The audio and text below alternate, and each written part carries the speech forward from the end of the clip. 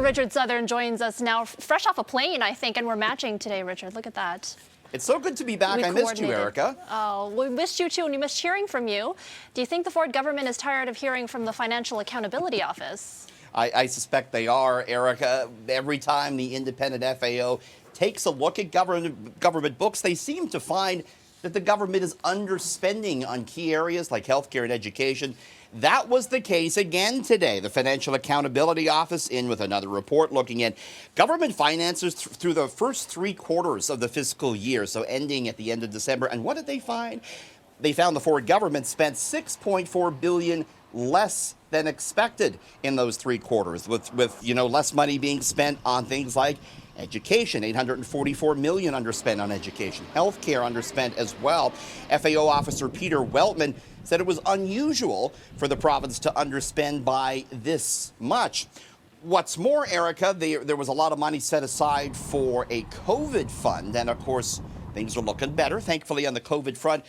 Government officials wouldn't tell me today exactly what's going to be done with all that extra money in the COVID fund. There's billions set aside for a contingency fund, which have also not been allocated. So there's a lot of questions when it comes to our money on government books and what it's being spent on, Erica. All right, social media app TikTok is now banned on Canadian government devices, but now the app maker is going to limit access to some of its other customers. It is. Young users of TikTok are going to be subject to a time limit on the app, Erica. If you're 18 and under, you're only going to be able to watch videos on TikTok for 60 minutes a day.